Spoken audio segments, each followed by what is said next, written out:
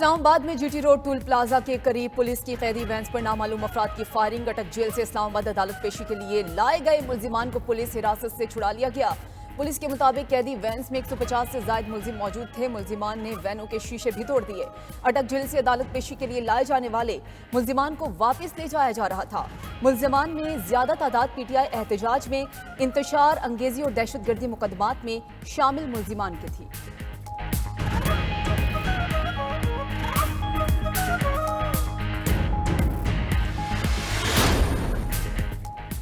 Chief justice Pakistan काजी फायज ईसा retired हो गए। Chief justice काजी फायज ईसा के एजाज में सुप्रीम कोर्ट में फुल कोर्ट रेफरेंस। जस्टिस फायज ईसा ने खिताब में कहा, एक कागज एक पार्टी के लिए फायदा दूसरे के खिलाफ होता है। सच क्या है सिर्फ अल्लाह जानता है। कभी कॉज लिस्ट बनाने में दखल नहीं किया। हो सकता है कि बेपनाह फैसले गलत किए हों। इंसाफ देना हमारा फर्ज है। मेरी आज़ादी में कुछ घंटे रह गए हैं। मजीद बोले कि मुझे एक दफा कॉल आई, चीफ जस्टिस बुला रहे हैं। मुझे लगा कि चीफ जस्टिस ने डांटने के लिए बुलाया है, मगर उन्होंने कहा कि चीफ जस्टिस बने। चीफ जस्टिस बलूचिस्तान बनने के बाद जिंदगी बदल गई। चीफ जस्टिस काजी फायज ईसा की कमी महसूस करेंगे। वो अच्छा वक्त गुजार कर जा रहे हैं, इनसे बहुत कुछ सीखने को मिला। चीफ जस्टिस काजी फायज ईसा को बेहतरीन इंसान पाया। नामजद चीफ जस्टिस याहिया अफरीदी का फुल कोर्ट रेफरेंस से खिताब। कहा, चीफ जस्टिस काजी फायज ईसा के गुस्से के वक्त अल्लाह ही मदद कर सकता है। मैंने इनके गुस्से का कई बार सामना किया और तजुर्बा अच्छा नहीं था। इनके साथ कई बार बेंच में इख्तिलाफ किया। इन्होंने हमेशा खुले दिल से मेरा मौक़िफ़ सुना। नामज़द चीफ जस्टिस ने पहली तरजीह दूर दराज इलाकों की ज़िली अदलिया को करार दिया।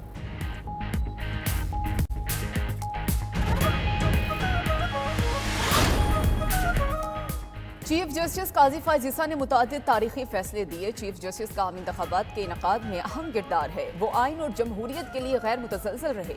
अटॉर्नी जनरल मंसूर उस्मान ऐवान ने फुल कोर्ट रेफरेंस से खिताब करते हुए कहा कि चीफ जस्टिस ने कानून नाफिज करने वाले इदारों के किरदार को भी वाज़े किया है। उन्होंने चीफ जस्टिस बनते ही फुल कोर्ट रेफरेंस बुलाया और मुकदमात को बराह रास्त नशर करने का फैसला किया। Vice chairman Pakistan bar council Farooq H Naik बोले कि जस्टिस काजी फायज ईसा ने कई गैर कानूनी फैसलों को दुरुस्त किया। अदलिया बैरूनी मुदाखलत से आज़ाद होनी चाहिए।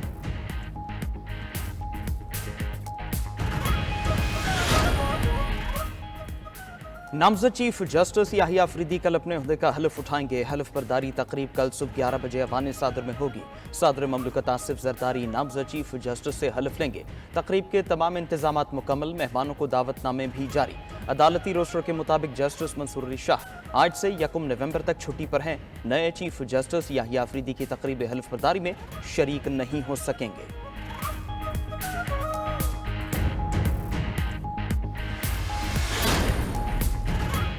असल ड्राफ्ट कुछ और, जो मंजूर हुआ वो कुछ और था। 27वीं तरमीम नहीं आने देंगे, भरपूर मुजाहमत करेंगे। सरबराह JUI मौलाना फजलुर रहमान कहते हैं कि अपोजिशन में हूँ, हुकूमत में जाने का कोई इरादा नहीं है। असूली तौर पर किसी सियासतदान के खिलाफ मुकदमात के कायल नहीं। विफाक पर चढ़ाई का तासुर मुल्क को तकसीम करने के बराबर है। एक सूबे को दूसरे सूबे से लड़ाना गैर सियासी सोच है। विफाक और सूबों की एक दूसरे पर चढ़ाई का सिलसिला बंद होना चाहिए। एहतजाज सबका हक है, लेकिन एहतजाज पुरतशद्दुद नहीं होना चाहिए। फिल वक्त हमारा हुकूमत का हिस्सा बनने का कोई इरादा नहीं। मौलाना ने मुल्क में एक बार फिर इंतखाबात का मुतालबा भी दोहरा दिया।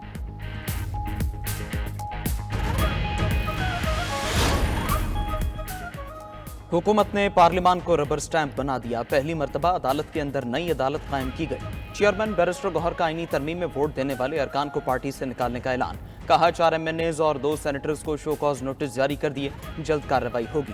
बुशरा बीबी की रिहाई किसी डील का हिस्सा नहीं। तो शाखाना केस में बानी पीटाई पर केस झूठा है। अपोजिशन लीडर उमर अयूब ने सरगोधा में मीडिया से गुफ्तगू में कहा, आसिफ जरदारी और नवाज शरीफ ने तो शाखाना की गाड़ियां बेची, इन्हें जेल में होना चाहिए। बानी के हुक्म पर मौलाना फजलुर रहमान से मुज़ाकरात जारी रखेंगे। नवाज शरीफ बैरून मुल्क जा रहे हैं, क्या इनके प्लेटलेट्स फिर से गिर गए हैं?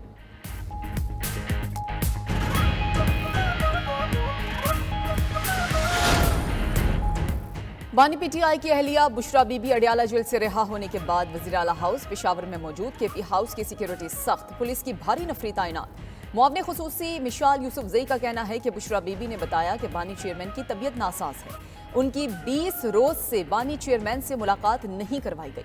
बानी चेयरमैन की वजह से बुशरा बीबी परेशान और चुप रहती थी। अपनी रिहाई की उन्हें कोई खास खुशी नहीं।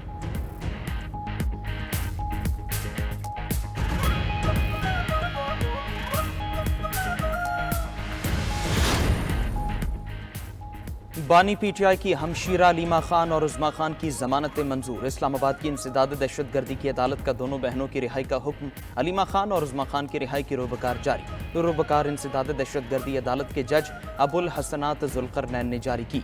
पीटीआई वकला रिहाई का परवाना लेकर जुडिशल कॉम्प्लेक्स से जेल पहुंच गए। थाना कोसार के मुकदमे में अलीमा खान और उज़मा खान 4 अक्टूबर से गिरफ्तार थीं। दोनों बहनों को पीटीआई एहतजाज के तनाजुर में गिरफ्तार किया गया था।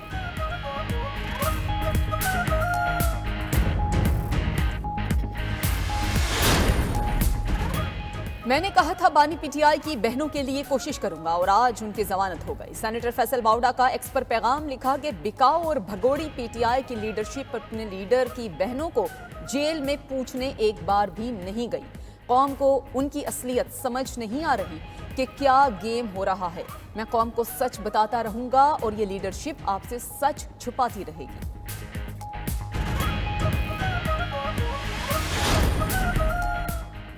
जजेस की तादाद में इजाफे और supreme court practice and procedure act में तरमीम की तैयारी। हुकूमती ज़राए के मुताबिक तरमीमी बिल मंजूर करवाने के लिए कौमी असम्बली और सेनेट के इजलासों में तौसी कर दी गई। दोनों इजलास आज गैर मुय्यना मुद्दत तक मुलतवी होना थे। अब हुकूमत मंगल को अहम कानून साजी करना चाहती है। प्रैक्टिस एंड प्रोसीजर एक्ट में निजी रुकन के बिल के जरिए तरमीम लाने का फैसला किया गया है।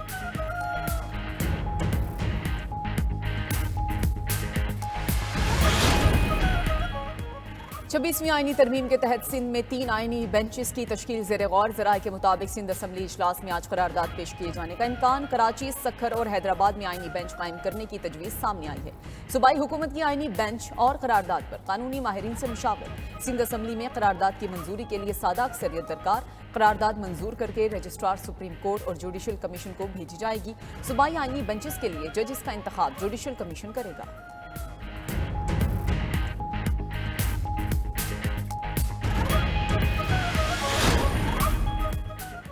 सदर मुस्लिम लीग नून नवाज शरीफ लाहौर से दुबई पहुंच गए। दुबई में क़याम के बाद नवाज शरीफ लंदन रवाना होंगे। 29 अक्टूबर को कायद मुस्लिम लीग नून अमरीका चले जाएंगे। अमरीका में 4 रोज गुजारने के बाद वापस लंदन पहुंचेंगे। नवाज शरीफ की लंदन में अहम मुलाकातें मुतवक्किल।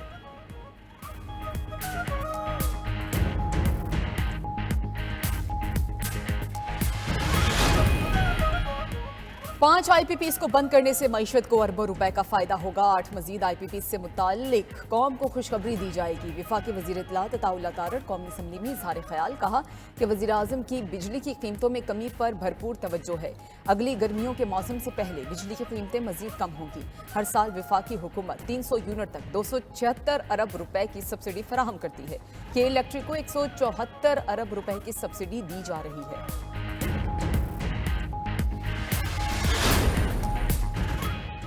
इस्लामाबाद हाई कोर्ट में डॉक्टर आफिया सिद्दीकी की सेहत और वतन वापसी से मुतालिक केस पर समाअत। एडिशनल अटॉर्नी जनरल ने अदालत को आगाह किया कि हुकूमत आफिया सिद्दीकी केस में वफ्द अमरीका भेजेगी। वफ्द में साबिक और मौजूदा पार्लियामेंटेरियन, सेनेटर्स और डॉक्टर फौजिया सिद्दीकी शामिल होंगी। वजारत खारजा ने अमरीका के साथ PTA का प्रपोजल शेयर कर दिया। अदालत ने रिमार्क्स दिए कि वजारत खारजा क्या कर सकता है। PTA से मुतालिक जवाब कब तक आ जाएगा। नुमाइंदा वजारत खारजा ने कहा मुमकिन है कि जल्द जवाब आ जाए। अदालत ने केस की समाअत अगले हफ्ते तक मुलतवी कर दी।